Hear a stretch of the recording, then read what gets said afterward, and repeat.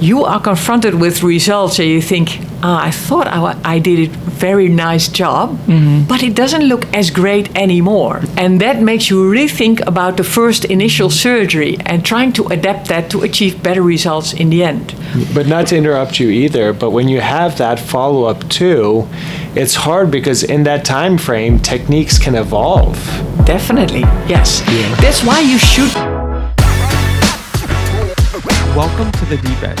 Today, we're joined by Dr. Irene Mathijssen, Professor of Plastic and Reconstructive Surgery at Erasmus MC in Rotterdam, head of the Craniofacial unit, and this year's Linton Whitaker visiting professor.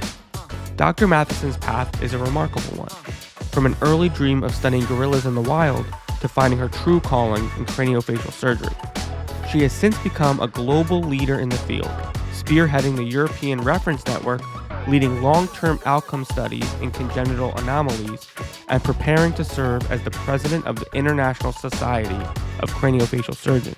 In this episode, we dive into her career journey, her vision for team-based, centralized care, and her bold research that challenges assumptions about when surgery is and isn't the right choice for children and families. Let's dive in. Dr. Mathijssen, thank you so much for joining us. It's such an honor all the way from the Netherlands coming to visit us. And you came with beautiful weather, so thank you. And as our listeners know, Dr. Whitaker was one of our guests, one of our initial guests. We've had Dr. Taylor. Was he our first? He was our second guest. We've had Dr. Taylor on. We've had Dr. Liao.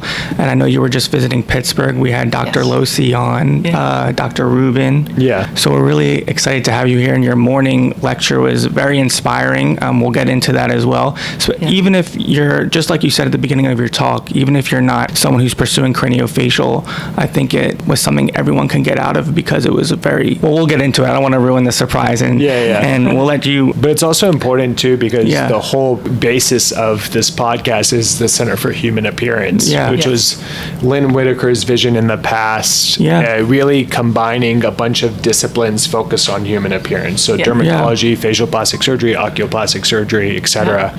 So you're the perfect guest for that. Good. Have you ever been on a podcast before? No. We saw your TED Talk from... exactly. The TED Talk was there, but that's a long time ago by now.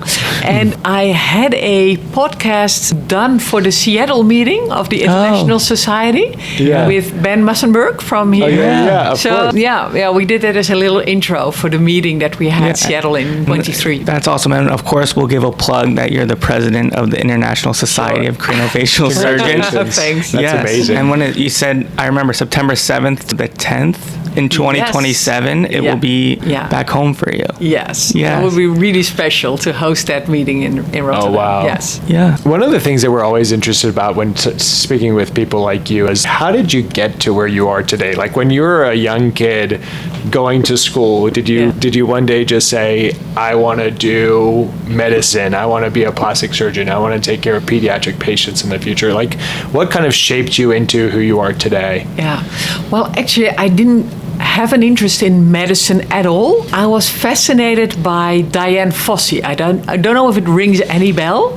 She was a researcher based in Africa, and she was amongst gorillas, the really big one, the silverbacks. Wow. She lived with those, and she just had a notebook, but then literally a notebook, like paper and a pen, and observed what these gorillas did for research purposes. And I thought, this is the true life that I would like to live. So I really aimed for going into veterinarian school. But then in the end, I had to choose when I was 18, would I go for medicine school or for veterinarian? And I thought, well, how likely is it that I end up with silverback gorillas or end up treating rabbits and cows and pigs? And I thought, no, I don't want to go for that. And then I decided to go for medicine, thinking that I would never do any surgical part because I thought that's pretty scary. I don't think I'm up to doing that. But then you grow on that. So slowly you get used to it. And I thought, this is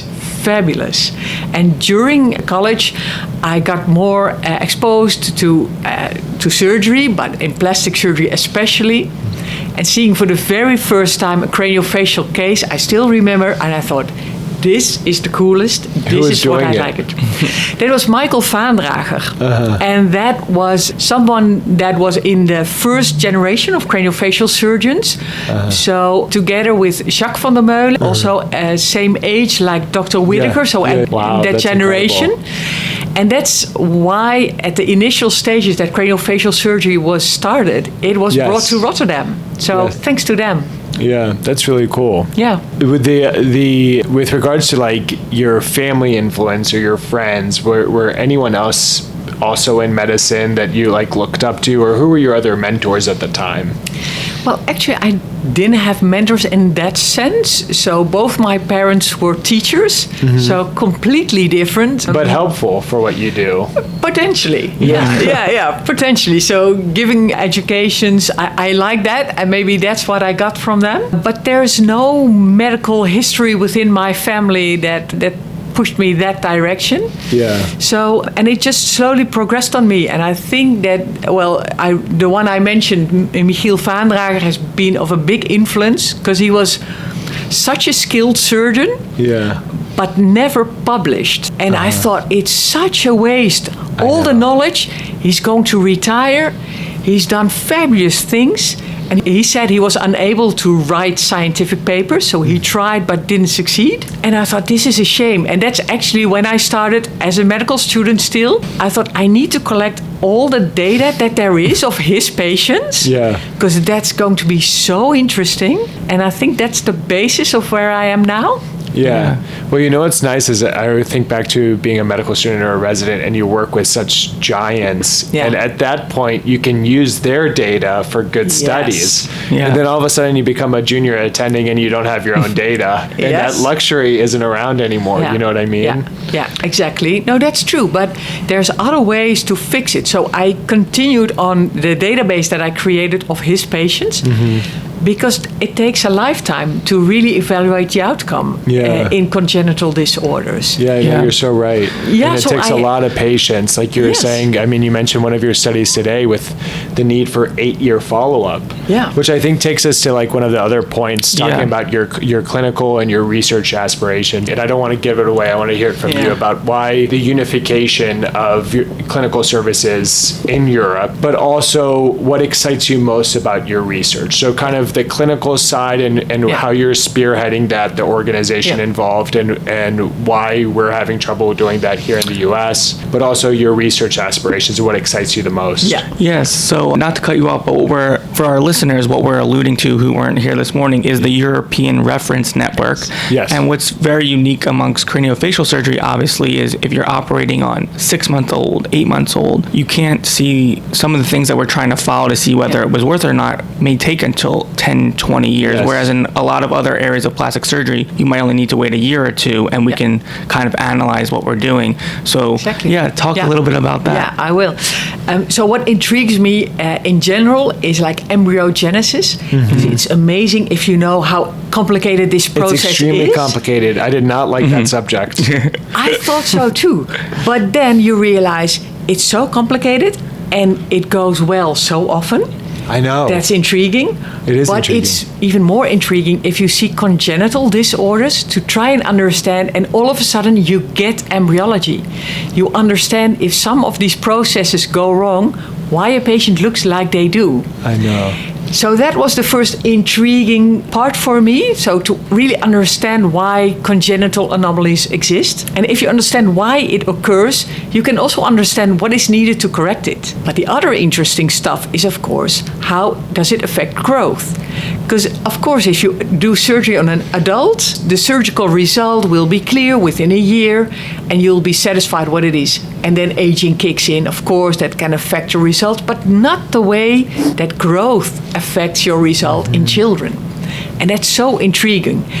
And if you do follow-up studies long enough, just by doing your clinics and seeing your own patients for a long period, you are confronted with results and you think, I thought I did a very nice job, but it doesn't look as great anymore. And that makes you really think about the first initial surgery and trying to adapt that to achieve better results in the end. But not to interrupt you either, but when you have that follow-up too, it's hard because in that time frame, techniques can evolve.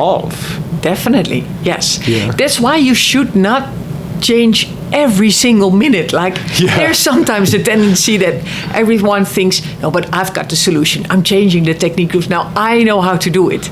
I think you should allow some period of evaluation to be sure what's the effect of your surgery. And that's why this network is so important, because we're gathering a lot of data at once. And the nice thing is you have multi-center studies, so you can compare. Everyone does something a bit different for the same condition. And if you compare outcome of these treatments, you can actually see which one has the best outcome. And then go back to that surgeon and ask him, what is your protocol and what are you doing to achieve such good results? Yeah. And you will never be able to do that on your own with your own personal protocol. Yeah. One of the things that was most surprising for me this morning was to hear a craniofacial surgeon go up there and say, maybe we shouldn't be doing this operation. Maybe we shouldn't be operating, which I can imagine is super controversial. Yes. Can you talk a little bit about your prospective study on trigonocephaly? Yeah, definitely. So in general, because I think that's important also to emphasize, most of all these craniofacial conditions need surgery.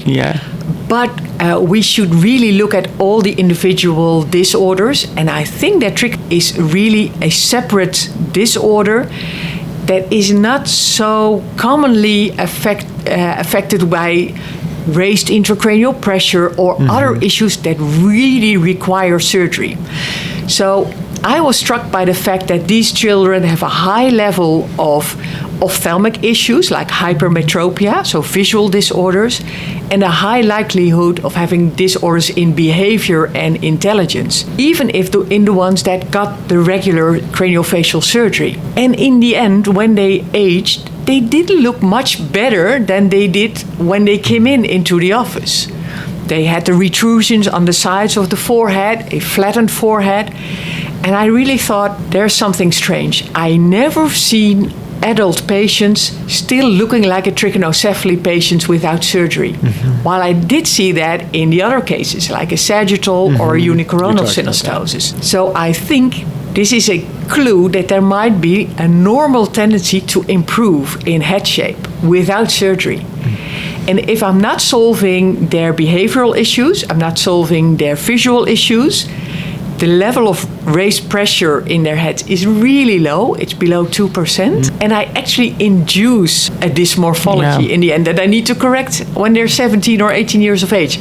What am I doing? And that was the ground for starting this project, in which I really explain this to parents and say, I think your child could be as well taken care of without the surgery. We'll do exactly the same follow-up. If there's ever an issue, we'll pick up on it very early and still be able to treat your child so he will not be negatively affected as such. But I think we can do it also without surgery. You know, I hear you talk about it. You have such a way of delivering that message that puts me at peace, because I have 3 kids. And I think to myself, maybe times are changing, but I feel like the social ramifications and stigma in school, other kids looking at you with facial dysmorphology, etc. It's very hard. It takes a psychological toll. It can lead to depression. You mentioned a lot of them needing psychological help, and that ends up being more of the problem than even the surgical aspect. So it's but as a parent, I put myself in the parent's shoes, and you don't want that regret. You don't want to look back and say, gosh, I wish I had done this. Should I have done surgery? Should I have not? What do you think about it? It's even me just talking about it gives me a lot of anxiety. No, but that's definitely a topic that I spend a lot of time on. I know that they feel that there's a chance that their child might be bullied because he looks different, all these fears that you have as a parent. And I try to explain to them that, again, from research, we know that being bullied has little to do with how you actually look. It's much more to do with how confident are you about yourself. And that's where parents are vital. So I have patients who look really abnormal, but had fantastic parents saying, this is how you look, we're not ashamed of it, go out there and just explain, this is how you were born, you're different, and that's fine. Yeah. And those do so well. Of course, it's not an easy life. It's not, yeah. But even children who look completely normal don't have easy lives themselves. You're right. They might be bullied for any reason. Yeah. If they want to pick on you, They'll find a way. they'll find a way. Yeah. And that's what I try to explain to the parents. Like, of course, I understand you want to do the best there is for your child, but that doesn't have to be surgery. Mm-hmm. And there's always the option to go for surgery if you feel bad about it or are in doubt.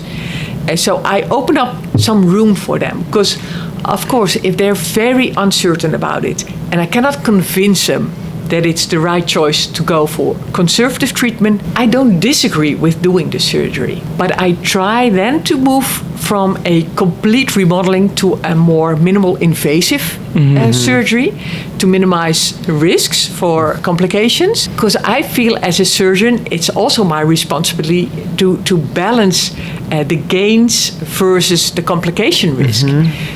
And if I feel that actual surgery wasn't necessary, I would accept a minor risk on complications. Yeah. That should be balanced. Yeah, you know, you also brought up the point this morning, and I think about this too. I think us as plastic surgeons, we're kind of in tune with how people look. It's like the first thing we think about. And sometimes I think about perhaps some of these more minor cases, like how much do their friends or does the society actually even see that there's an abnormality, or are they just slightly different? Is there anything to tell us, like, you know, perhaps the parents perceive the child as looking different, but when you put this child amongst their friends, those people actually most oftentimes don't notice a difference? There's really nice studies on that they had pictures created by several groups, like laymen, doctors, and artists. That's the most interesting. That doctors were the most critical. They pick out any deformity. Lay people are very much less judging on that aspect. They thought a lot of these issues were like normal variations, didn't see anything wrong. Yeah. And the artists were the most liberal. They thought even very asymmetric faces were completely acceptable and fine in their perspective. So I think it's good to realize that everyone has a different perspective looking at exactly the same picture. Yeah, you know, it's funny, I'll share this one story, is that I was, as a surgical resident, I was doing a case, a pediatric case, craniofacial case, and the surgeon that morning went to go greet the patient, talk about the surgery, and the patient was accompanied by their parent. And the surgeon at the time noted some dysmorphology with the parent's face and mentioned it to the parent for the first time that morning.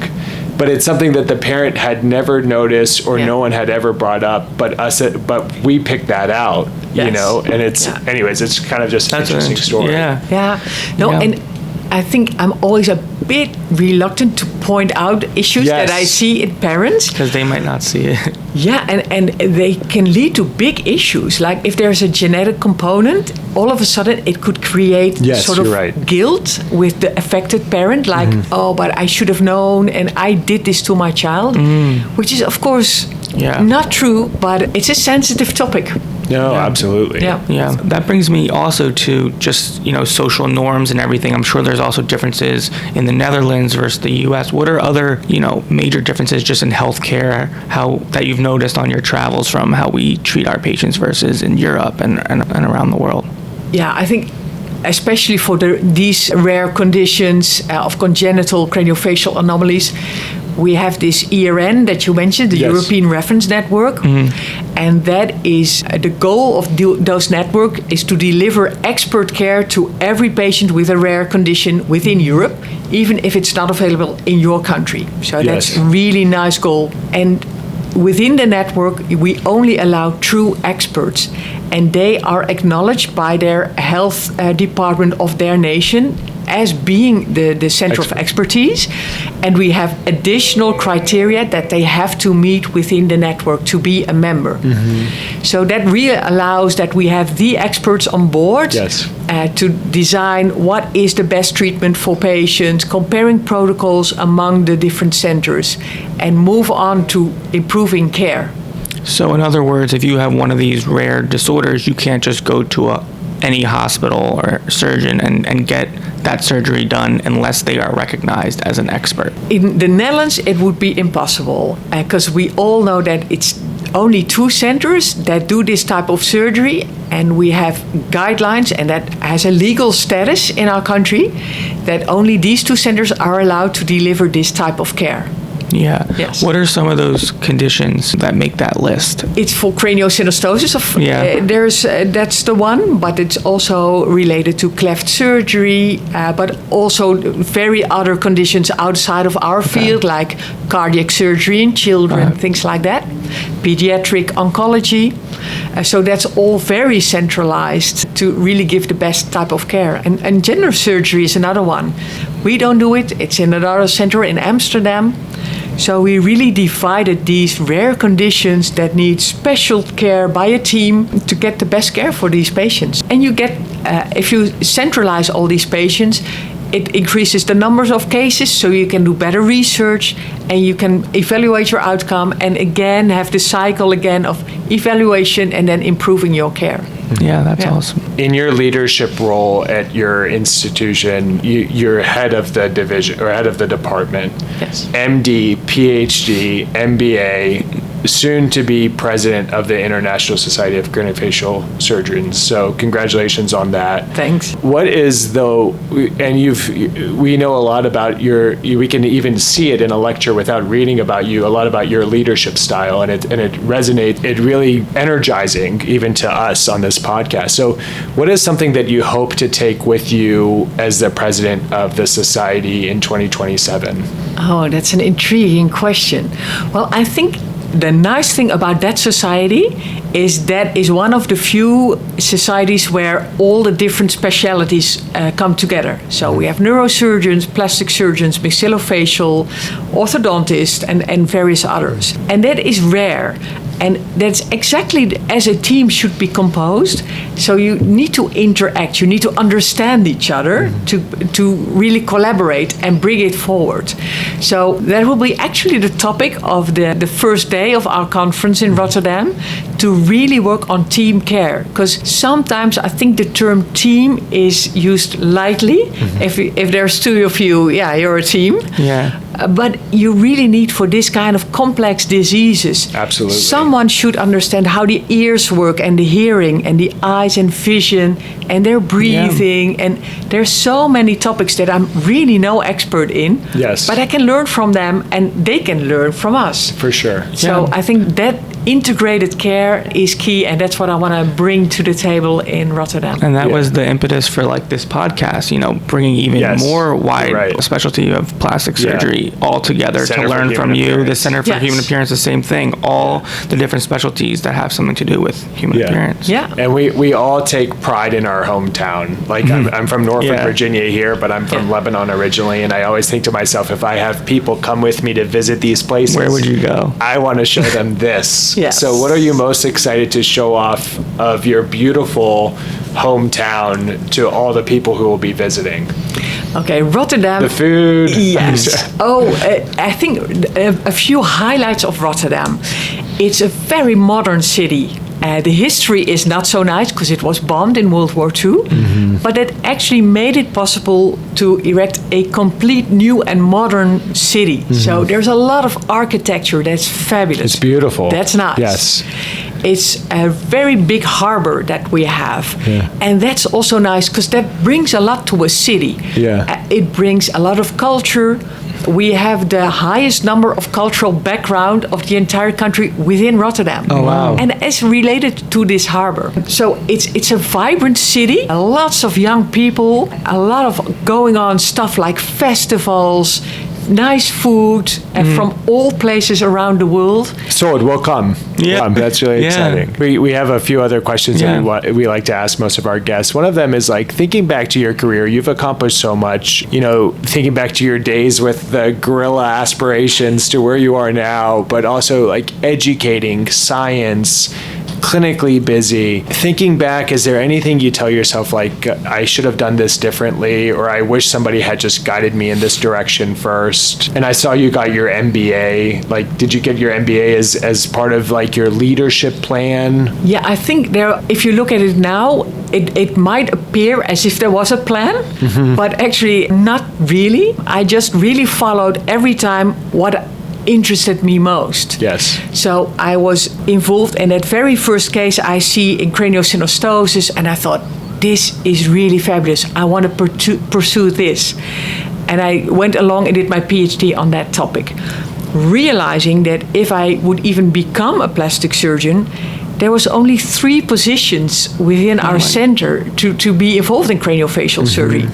But I thought, well, let's give it a try. I love it so much. I'll see what happens. And then I got a position after my training to remain in Erasmus, but not in the pediatric department. But I thought, well, let's see what happens. So I started off doing hand surgery, free flaps for head and neck and lower limb. And I like that too. So that's at that stage, everything is nice and doing that together. But I always kept my eyes out on the pediatric part. Yeah. And then someone retired and a position came open, and then I was there. Yeah. And I still continue doing my research on that topic, and that's when then you move to a next position. And I think that is something that I tell it my residents often. Don't expect that the very first job you will have after finishing your training will be the most ideal job that you aim for. Yeah. Sometimes you just start somewhere in an environment that you really like and you feel comfortable with, and you develop into the surgeon that you want to become. Yeah, that's so important. Yeah. It's hard too, because we talk about this all the time, particularly with craniofacial surgery. With all of our residents who are interested in it, they know that if you're interested in craniofacial surgery, you do a fellowship, it's not certain where you're going to end up. It's not like you can have your pick and say, I'm going to be faculty at CHOP. No. That's unrealistic. You may have to go to Milwaukee or Utah or wherever. Yes. But if that is your passion, just like you will find a way. Follow your heart, because doing something you don't like actually that much, it will make your life so uneasy. Yeah. I would hate getting up every day doing something I didn't like. Yeah. You're so Then right. then you're already looking forward to retirement before you get started. So I think there's always multiple options, and if you really want something, you'll get it in the end. But it's not a free ride that it will be there out waiting for you, the perfect place. You can create it. And I think even within a certain good hospital where you have nice colleagues that you trust, you can develop your own interests within that field. Yeah. Yeah, no, absolutely. Do you want to ask some of the rapid? Yeah, so thank you again for your time.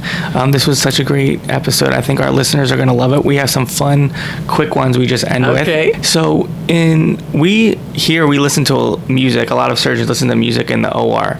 Is that something that you guys do in Europe? Definitely. What kind of music do you listen to? Well, usually it's just the radio. Yeah. And I am very happy if it's like the 80s and the 90s music, because then I get all excited and I think, I know these songs. But of course, I adapt, because usually the scrub nurses are way younger than I am, and they have their own preferences. So sometimes I just listen to the modern stuff.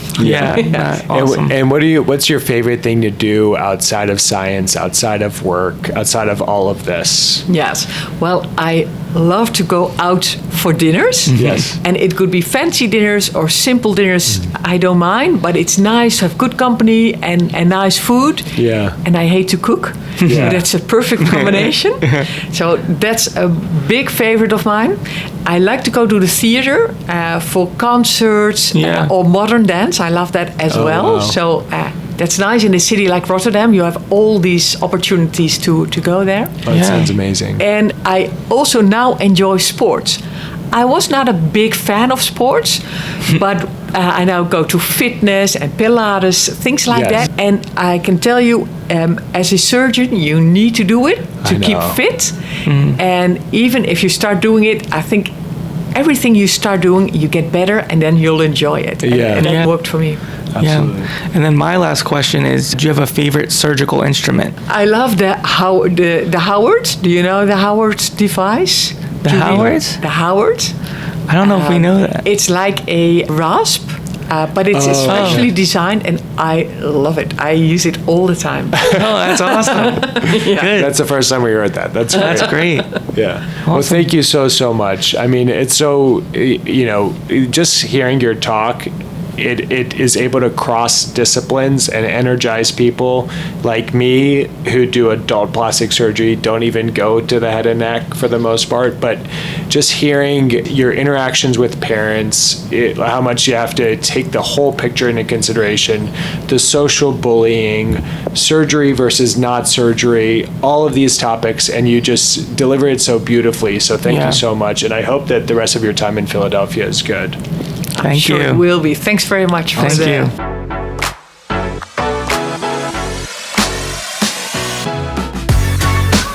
Thank you for listening to The DIEP End, a plastic surgery podcast. If you've enjoyed today's conversation, please like, subscribe, and leave a rating on Apple Music or Spotify. Video from the podcast is available on Instagram and YouTube at The DIEP End Podcast. Join us again soon for more conversations with luminaries and experts in the world of surgery.